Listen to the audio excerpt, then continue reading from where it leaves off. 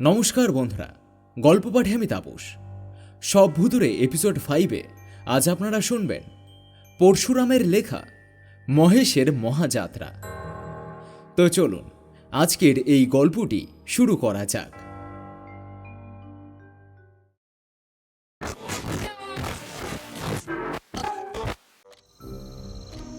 কেদার চাটুর্য মহাশয় বললেন, আজকাল তোমরা সামান্য একটু বিদ্যে শিখে নাস্তিক হয়েছ, কিছুই মানতে চাও না।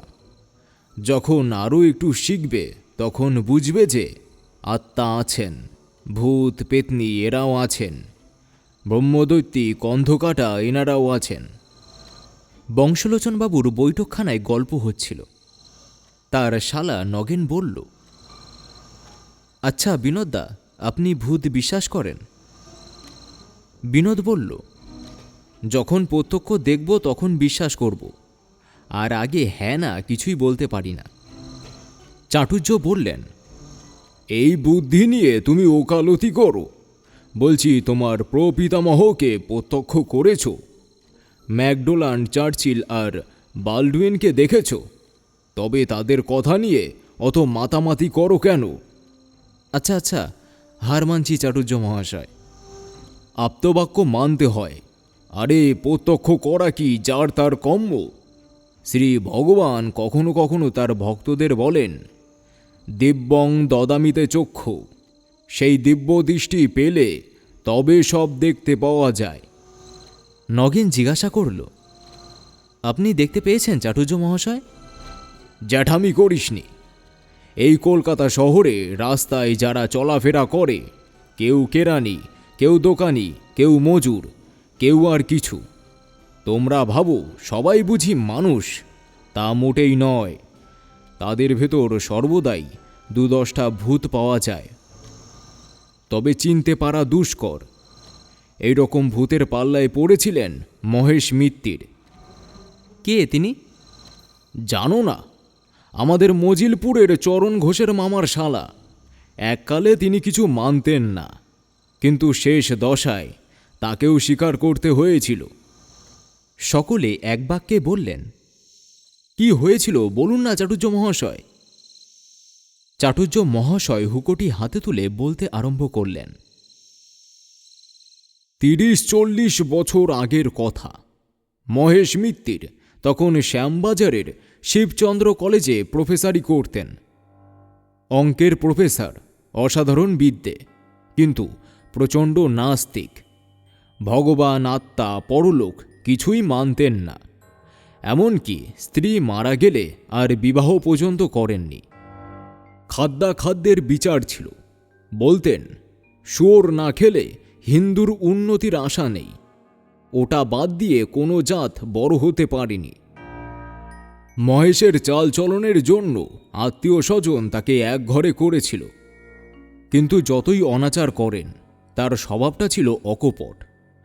পারতপক্ষে মিথ্যা কথা বলতেন না। তার পরম বন্ধু ছিলেন হরিনাথ কুণ্ডু। তিনিও ওই কলেজের প্রফেসর, ফিলোসফি পড়াতেন। কিন্তু বন্ধু হলে কি হয়, মহেশবাবু অত্যন্ত গম্ভীর প্রকৃতির মানুষ, কেউ তাকে হাসতে দেখেননি। আর হরিনাথ ছিলেন আমোদের লোক, কথায় কথায় ঠাট্টা করে বন্ধুকে উদ্ব্যস্ত করতেন। তবু মোটের ওপর তাদের পরস্পরের প্রতি খুব একটা টান ছিল। তখন রাজনীতি চর্চার এত রেওয়াজ ছিল না, আর ভদ্রলোকের ছেলের অন্য চিন্তাও এমন চমৎকার হয়নি। 2-1টা পাশ করতে পারলে যেমন তেমন চাকরি জুটে যেত। লোকের তাই উঁচু দরের বিষয়ে আলোচনা করবার সময় ছিল না। ছোকরারা চিন্তা করত বউ ভালোবাসে কি বাসে না। যাদের সে সন্দেহ মিটে গেছে তারা মাথা ঘামাতো ভগবান আছেন কি নেই। একদিন কলেজে কাজ ছিল না। অধ্যাপকেরা সকলে মিলে গল্প করছিলেন। গল্পের আরম্ভ জানিয়েই হোক। মহেশ আর হরিনাথ কথাটা টেনে নিয়ে ভূত আর ভগবানে হাজির করতেন, কারণ এই নিয়ে তর্ক করাই তাদের অভ্যাস। এদিনও তাই হয়েছিল। আলোচনা শুরু হয় ঝি চাকরের মাইনে নিয়ে। কলেজের পণ্ডিত দীনবন্ধু বাচস্পতি মহাশয় দুঃখ করছিলেন। ছোট লোকের লোভ এত বেড়ে গেছে যে আর পেরে ওঠা যায় না। মহেশবাবু বললেন, লোভ সকলেরই বেড়েছে, আর বাড়াই উচিত, নইলে মনুষ্যত্বের বিকাশ হবে কিসে? পণ্ডিত মহাশয় উত্তর দিলেন, লোভে পাপ, পাপে মৃত্যু। মহেশবাবু পাল্টা জবাব দিলেন, লোভ ত্যাগ করলেও মৃত্যুকে ঠেকানো যায় না। তর্কটা তেমন জুৎসই হচ্ছে না দেখে হরিনাথবাবু একটু উস্কে দেবার জন্য বললেন, আমাদের মতন লোকের লোভ হওয়া উচিত। মৃত্যুর পর মাইনে তো পাই মোটে 250, তাতে ইহকালের কটা শখই বা মিটবে? তাতেই পরকালের আশায় বসে আছি। আত্মাটা যদি স্বর্গে গিয়ে একটু ফুর্তি করতে পারে। দীনবন্ধু পণ্ডিত বললেন, কে বললে তুমি স্বর্গে যাবে? আর স্বর্গের তুমি জানোই বা কি? সমস্তই জানি পণ্ডিত মশাই। খাসা জায়গা, না গরম না ঠান্ডা, মন্দাকিনী কুলকুল বইছে। তার ধারে ধারে পরিজাতের ঝোপ, সবুজ মাঠের মধ্যিখানে কল্পতরু গাছে আঙুর, বেদানা, আমড়া, রসগোল্লা, কাটলেট সব রকম ফলে আছে। ছেড়ো আর খাও। জন কতক ছোকরা দেবদূত, গোলাপ, উর্নি গায়ে দিয়ে সাধুর বোতল সাজিয়ে বসে রয়েছে। চাইলেই ফটাফট খুলে দেবে। ওই হেতা কুঞ্জবনে ঝাঁকে ঝাঁকে অপ্সরা ঘুরে বেড়াচ্ছে। দুদণ্ড রসালাপ করো, কেউ কিছু বলবে না। যত খুশি নাচ দেখো, গান শোনো। আর কালোয়াতি চাও তো নারদমুনির আস্থানায় যাও। মহেশবাবু বললেন, সমস্ত গাঁজা, পরলোক, আত্মা, ভূত, ভগবান কিছুই নেই। ক্ষমতা থাকে প্রমাণ করো। মহেশ মিত্তির বললেন, কেউই নেই, আমি 10 মিনিটের মধ্যে প্রমাণ করে দিচ্ছি। হরিনাথ কুণ্ডু মহা উৎসাহে বন্ধুর পিঠে চাপড়ে বললেন, লেগে যাও। তারপর মহেশবাবু ফুল স্কেলে কাগজ আর পেন্সিল নিয়ে একটা বিরাট অঙ্ক কষতে লেগে গেলেন। ঈশ্বর, আত্মা আর ভূত, এই 3 রাশি নিয়ে অতি জটিল অঙ্ক। তার গতি বোঝে কার সাধ্য। বিস্তর যোগ বিয়োগ গুণ ভাগ করে হাতির সুরের মতো বড় বড় চিহ্ন টেনে অবশেষে সমাধান করলেন। ঈশ্বর = 0, আত্মা, ভূত = v। বাচস্পতি বললেন, বদ্ধ উন্মাদ। মহেশবাবু বললেন, উন্মাদ বললেই হয় না, এ হলো গিয়ে দস্তুর মতো ইন্ট্রিগাল ক্যালকুলেশন। সাধ্য থাকে তো আমার অঙ্কের ভুল বার করুন। হরিনাথ বললেন, অঙ্কটঙ্ক আমার আসে না। বাচস্পতি মশাই যদি ভগবান দেখাবার ভার নেন, তো আমি মহেশকে ভূত দেখাতে পারি। বাচস্পতি বললেন, আমার বয়ে গেছে। মহেশবাবু বললেন, বেশ তো হরিনাথ, তুমি ভূতই দেখাও না। একটার প্রমাণ পেলে আর সমস্তই মেনে নিতে রাজি আছি। হরিনাথবাবু বললেন, এই কথা? আচ্ছা, আসছে সপ্তাহ শিব চতুর্দশী পড়েছে। সেই দিন তুমি আমার সঙ্গে রাত 12টায় মানিকতলায় নতুন খালের ধারে চলো। স্পষ্ট ভূত দেখিয়ে দেব, কিন্তু যদি কোনো বিপদ ঘটে তো আমাকে দুষতে পারবে না।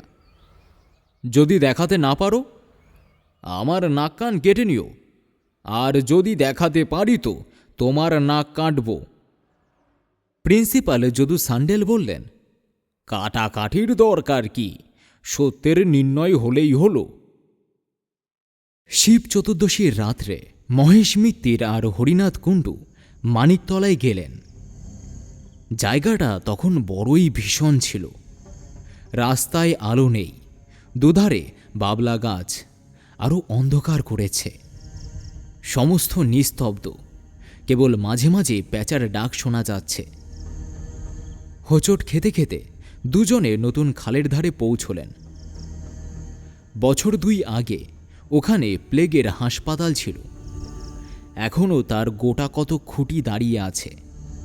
মহেশ মিত্তির অবিশ্বাসী সাহসী লোক, কিন্তু তারও গা ছমছম করতে লাগল। হরিনাথ সারা রাস্তা কেবল ভূতের কথাই বলছে। তারা দেখতে কেমন, মেজাজ কেমন, কি খায়, কি পড়ে। দেবতারা হচ্ছেন উদার প্রকৃতির দিলদরিয়া। কেউ তাদের না মানলেও বড় একটা কেয়ার করে না, কিন্তু অপদেবতারা পদবিতে খাটো বলে তাদের আত্মসম্মানবোধ বড়ই উগ্র। না মানলে ঘাড় ধরে তাদের প্রাপ্য মর্যাদা আদায় করেন। এইসব কথা। হঠাৎ একটা বিকট আওয়াজ শোনা গেল, যেন কোনো অশরীরী বেড়াল তার পলাতকতা প্রণয়ীকে আকুল আহ্বান করছে। একটু পরেই মহেশবাবু রোমাঞ্চিত হয়ে দেখলেন একটা লম্বা রোগা কুচকুচে মূর্তি দুহাত তুলে সামনে দাঁড়িয়ে আছে। তার পিছনে একটু দূরে ওই রকম আরও দুটো। হরিনাথবাবু থরথর করে কাঁপতে কাঁপতে বললেন, রাম রাম সীতারাম, ও মহেশ, দেখছো কি? তুমিও বলো না। আর একটু হলেই মহেশবাবু রাম নাম উচ্চারণ করে ফেলতেন, কিন্তু তার কনসেন্স বাধা দিয়ে বললে, উফ, একটু সবুর করো। যদি ঘাড় মটকাবার লক্ষণ দেখো তখন না হয় রাম নাম করা যাবে। এরা একটা পাকুর গাছের নিচে ছিল। হঠাৎ উপর থেকে খানিকটা কাদাগোলা জল মহেশের মাথায় এসে পড়ল। তখন সামনের সেই কালো মূর্তিটা নাকি সরে বলল, মহেশ বাবু, আপনি নাকি ভূত মানেন না। এই অবস্থায় বুদ্ধিমান ব্যক্তি মাত্রই বলে থাকেন, আগে হ্যাঁ মানি বই কি। কিন্তু মহেশ মিত্তির বেয়ারা লোক। হঠাৎ তার কেমন একটা খেয়াল হলো। ধা করে এগিয়ে গিয়ে ভূতের কাঁধ খামচে ধরে জিজ্ঞাসা করলেন, কোন ক্লাস? ভূত থতমত খেয়ে জবাব দিল, second year sir. Roll number কত? ভূত করুণ নয়নে হরিনাথের দিকে চেয়ে জিজ্ঞাসা করলেন, বলি স্যার। হরিনাথের মুখে রামভিন্ন কথা নেই। পিছনের দুটো ভূত অদৃশ্য হয়ে গেল। পাকুর গাছে যে ছিল সে টুপ করে নেমে এসে পালিয়ে গেল। তখন বেগতিক দেখে সামনের ভূতটি ঝাঁকুনি দিয়ে মহেশের হাত ছাড়িয়ে চোচা দৌড় মারল। মহেশ মিত্তির হরিনাথের পিঠে একটা প্রচণ্ড কিল মেরে বললেন, জোচ্চোর। হরিনাথও পাল্টা কিল মেরে বললেন, আহম্মক। নিজের নিজের পিঠে হাত বুলোতে বুলোতে দুই বন্ধু বাড়িমুখো হলেন। আসল ভূত যারা আশেপাশে লুকিয়েছিল তারা মনে মনে বললে, আজই রজনীতে হয়নি সময়। পরদিন কলেজে হুলস্থুল বেঁধে গেল। সমস্ত ব্যাপার শুনে প্রিন্সিপাল ভয়ঙ্কর রাগ করে বললেন, অত্যন্ত শেমফুল কাণ্ড। দুজন নামজাদা অধ্যাপক একটা তুচ্ছ বিষয় নিয়ে হাতাহাতি। হরিনাথ, তোমার লজ্জা নেই? হরিনাথবাবু ঘাড় চুলকে বললেন, আগে আমার উদ্দেশ্যটা ভালোই ছিল। মহেশকে রিফর্ম করার জন্য যদি একটু করে থাকি তাদের দোষটা কি? হাজার হোক আমার বন্ধু তো। মহেশবাবু গর্জন করে বললেন, কে তোমার বন্ধু? প্রিন্সিপাল বললেন, মহেশ, তুমি চুপ করো। উদ্দেশ্য যাই হোক, কলেজের ছেলেদের এর ভেতরে জড়ানো একেবারেই অমার্জনীয় অপরাধ। হরিনাথ, তুমি বাড়ি যাও। তোমায় সাসপেন্ড করলাম। আর মহেশ, তোমাকেও সাবধান করে দিচ্ছি, আমার কলেজে ভূতের তর্ক তুলতে পারবে না। মহেশবাবু উত্তর দিলেন, সে প্রতিশ্রুতি দেওয়া শক্ত। সকল রকম কথা শুনে কোনো প্রতিবাদ করলেন না, কারণ সকলেই জানতেন যে তাদের কর্তার রাগ বেশি দিন থাকে না। মহেশবাবু তার বাসায় ফিরে এলেন। হরিনাথের ওপর প্রচণ্ড রাগ। হতবাগা একটা গম্ভীর তত্ত্বের মীমাংসা করতে চায় জুয়োচুরির দ্বারা, সে আবার ফিলোসফি পড়ায়। এমন অপ্রত্যাশিত আঘাত মহেশ কখনো পাননি। মানুষের মন যখন নিদারুণ ধাক্কা খায় তখন সে তার ভাব ব্যক্ত করবার জন্য উপায় খোঁজে। কেউ কাঁদে, কেউ তর্জন গর্জন করে, কেউ কবিতা লেখে। একটা তুচ্ছ কোচবকের হত্যাকাণ্ড দেখে মহর্ষি বাল্মীকির মনে যে ঘা লেগেছিল তাই প্রকাশ করবার জন্য তিনি হঠাৎ দুছত্র শ্লোক রচনা করে ফেললেন, মানিষাদ প্রতিষ্ঠাং তম ইত্যাদি। তারপর সাতকাণ্ড রামায়ণ লিখে তার ভাবের বোঝা নামাতে পেরেছিলেন। আমাদের মহেশ মিত্তির চিরকাল নিরস। অঙ্কশাস্ত্রের চর্চা করে এসেছেন, কাব্যের কিছুই জানতেন না। কিন্তু আজ তারও মনে সহসা একটা কবিতার অঙ্কুর গজগজ করতে লাগল। তিনি আর বেগ সামলাতে পারলেন না। কলেজের পোশাক না ছেড়েই বড় একখানা আলজেব্রা খুলে তার প্রথম পাতায় লিখলেন, হরিনাথ কুণ্ডু খাই তার মুন্ডু। কবিতাটি লিখে বারবার ডাইনে বায়ে ঘাড় বেঁকিয়ে দেখে আদিকবি বাল্মীকির মতন ভাবলেন, হ্যাঁ, উত্তম হয়েছে। কিন্তু একটা খটকা বাঁধল, কুণ্ডুর সঙ্গে মুন্ডুর মিল আবহমান কাল থেকেই চলে আসছে, এতে মহেশের কৃতিত্ব কোথায়? কালিদাসী হন আর রবীন্দ্রনাথই হন, কুণ্ডুর সঙ্গে মুন্ডু মেলাতেই হবে। এ হল প্রকৃতির অলঙ্ঘনীয় নিয়ম। মহেশ একটু ভেবে ফের লিখলেন, কুণ্ডু হরিনাথ মুন্ডু কড়িপাত। হ্যাঁ, এইবার মৌলিক রচনা বলা যেতে পারে। মহেশের মনটা একটু শান্ত হল। কিন্তু কাব্য সরস্বতী যদি একবার কাঁধে ভার করেন তবে সহজে নামতে চান না। মহেশবাবু লিখতে লাগলেন, হরিনাথ ওরে হবি তুই মোরে নরকের পোকা অতিশয় বোকা। উহ, নরকই নেই, তার আবার পোকা। মহেশবাবু স্থির করলেন, কাব্য কুসংস্কার নাম দিয়ে তিনি শীঘ্রই একটা প্রবন্ধ রচনা করবেন। তাতে মাইকেল রবীন্দ্রনাথ কাউকেই রেহাই দেবেন না। তারপর তার কবিতার শেষের 4টে লাইন কেটে দিয়ে ফের লিখলেন, ওরে হরিনাথ তোর করি কাত পিঠে মারি চর। এমন সময় মহেশের চাকরটা এসে বললে, বাবু, চা হবে কি দিয়ে? দুধ তো ছিঁড়ে গেছে। মহেশবাবু অন্যমনস্ক হয়ে বললেন, সেলাই করে নে। পিঠে মারি চর মুখে গুজি খড় জেলে দেশলাই আগুন লাগাই। কিন্তু আবার এক আপত্তি, হরিনাথকে পুড়িয়ে ফেললে জগতের কোনো লাভ হবে না, অনর্থক খাটাখাটনি, জ্যান্ত পদার্থ বরবাদ হবে। বরং তার চাইতে হরিনাথ ওরে পোড়াবো না তোরে নিয়ে যাব ধাপা দেব মাটি চাপা সার হয়ে যাবি ঢেঁড়স ফলাবি। মহেশবাবু আরও অনেক লাইন রচনা করেছিলেন, তা আমার মনে নেই। কবিতা লিখে খানিকটা উচ্ছ্বাস বেরিয়ে যাওয়ায় তার হৃদয়টা বেশ হালকা হল। তিনি কাপড় চোপড় ছেড়ে ইজি চেয়ারে শুয়ে ঘুমিয়ে পড়লেন। 3 দিন যেতে না যেতে প্রিন্সিপাল মহেশ আর হরিনাথকে ডেকে পাঠালেন। তারা আবার নিজের নিজের কাজে বহাল হলেন। কিন্তু তাদের বন্ধুত্ব ভেঙে গেল। সহকর্মীরা মিলনের অনেক চেষ্টা করলেন, কিন্তু কোনো ফল হল না। হরিনাথ বরং একটু সন্ধির আগ্রহ দেখিয়েছিলেন, কিন্তু মহেশ একেবারে পাথরের মতন শক্ত হয়ে রইলেন। কিছুদিন পরে মহেশবাবুর খেয়াল হল, প্রেততত্ত্ব সম্বন্ধে একতরফা বিচার করাটা ন্যায়সঙ্গত নয়। এর অনুকূল প্রমাণ কে দিয়েছেন তাও জানা উচিত। তিনি দেশি বিলেতি বিস্তর বই সংগ্রহ করে পড়তে লাগলেন। কিন্তু তাতে তার অবিশ্বাস আরও প্রবল হল। প্রত্যক্ষ প্রমাণ কিছুই নেই, কেবল আছে অমুক ব্যক্তি কি বলেছেন আর কি দেখেছেন। বাঘের অস্তিত্বে মহেশের সন্দেহ নেই, কারণ জন্তুর বাগানে গেলেই তা দেখা যায়।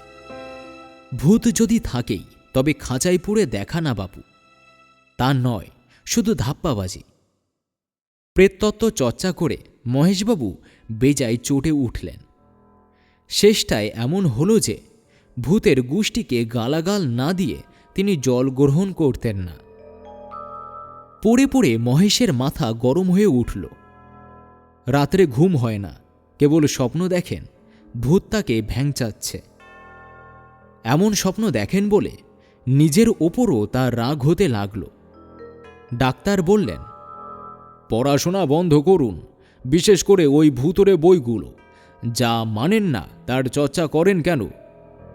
কিন্তু এই সব বই পড়া মহেশের এখন একটা নেশা হয়ে দাঁড়িয়েছিল। পড়লেই রাগ হয়, আর সেই রাগেতেই তার সুখ। অবশেষে মহেশ মিত্তির কঠিন রোগে শয্যাশায়ী হয়ে পড়লেন। দিন দিন শরীর ক্ষয়ে যেতে লাগল।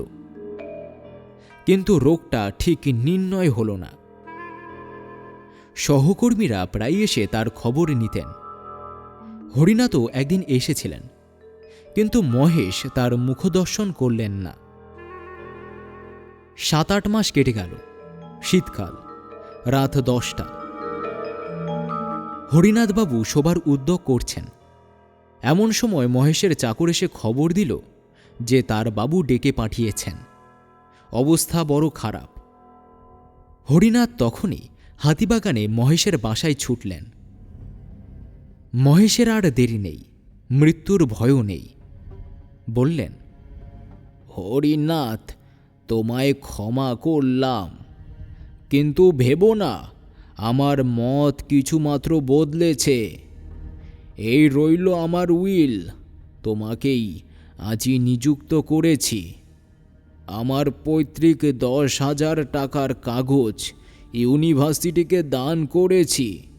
তার সুদ থেকে প্রতি বছর একটা পুরস্কার দেওয়া হবে। যে ছাত্র ভূতের অনস্তিত্ব সম্বন্ধে শ্রেষ্ঠ প্রবন্ধ লিখবে সে ওই পুরস্কার পাবে।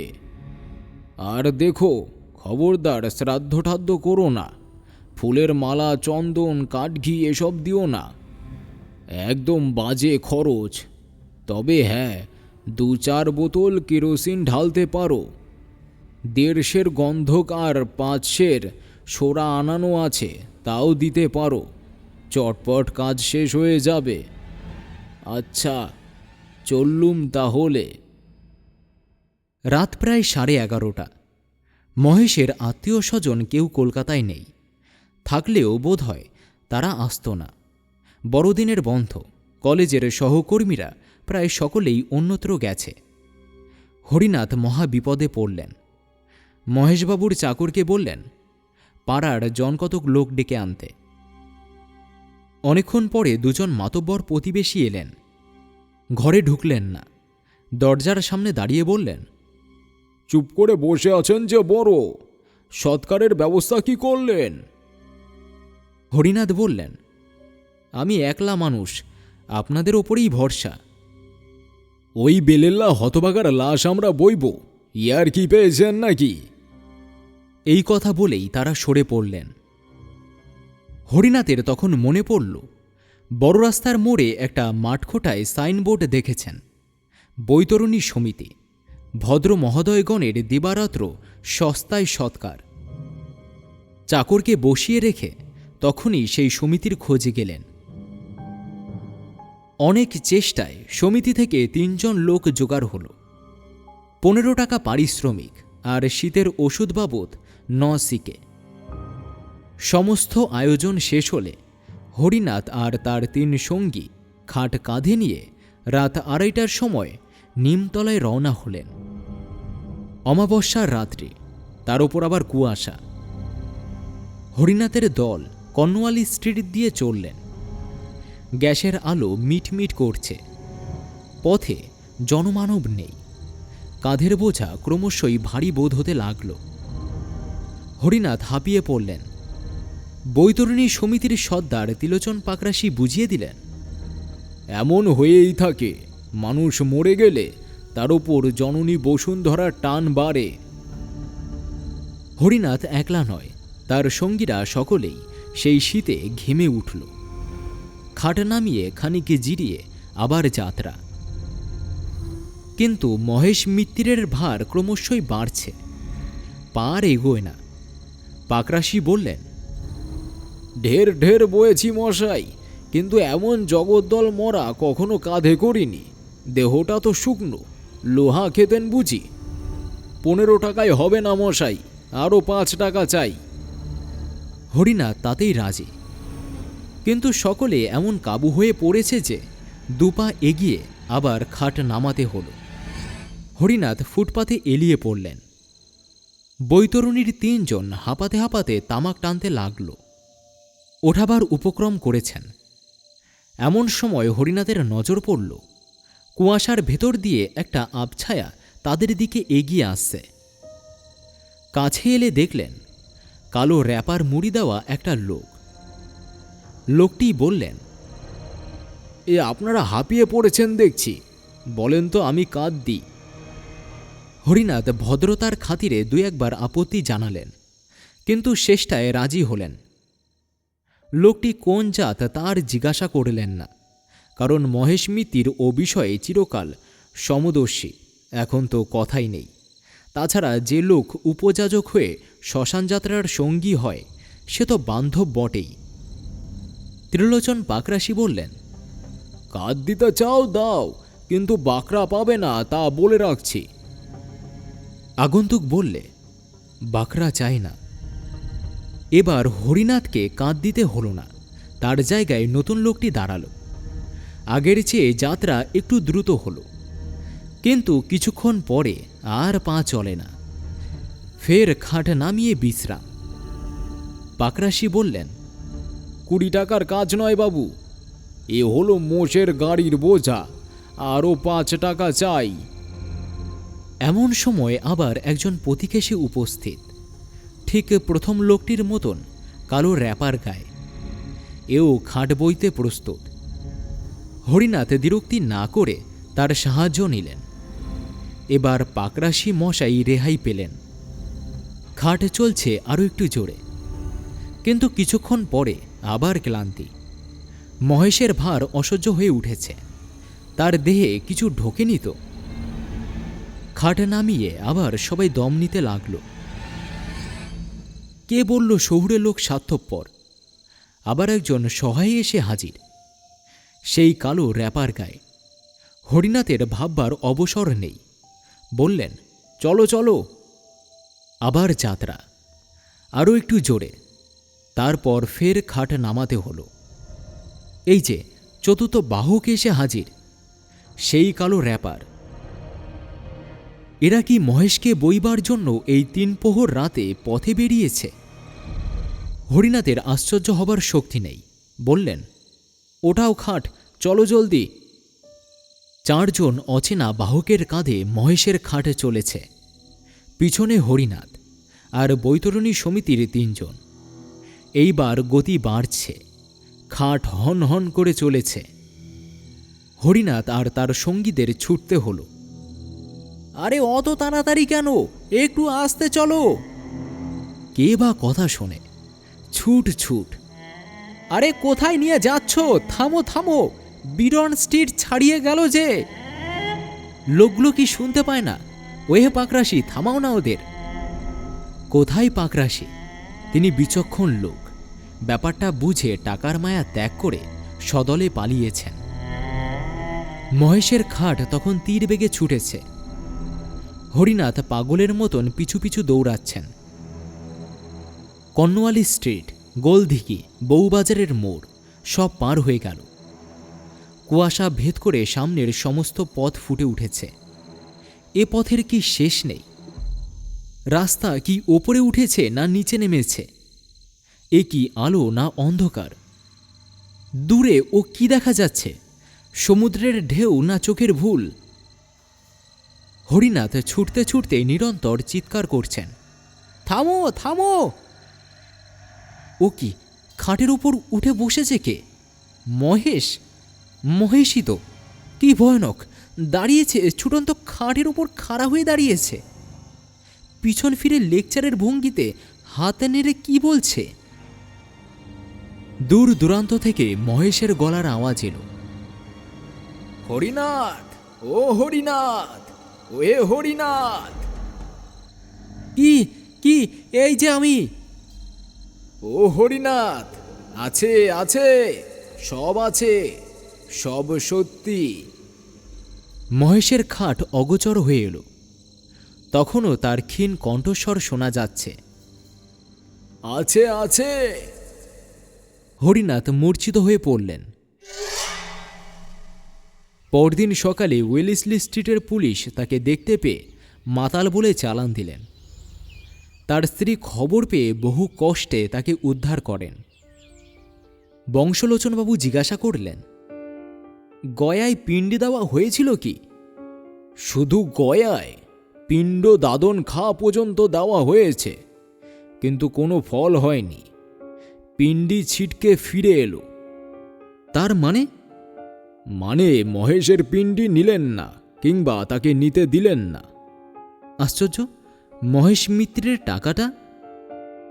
সেটা ইউনিভার্সিটিতে গচ্ছিত আছে, কিন্তু কাজ কিছুই হয়নি। ভূতের বিপক্ষে প্রবন্ধ লিখতে কোনো ছাত্রের সাহস নেই।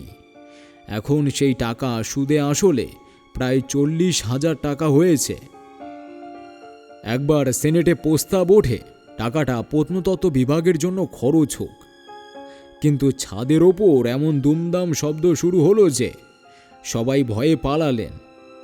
সেই থেকে মহেশ ফান্ডের নাম কেউ করে না।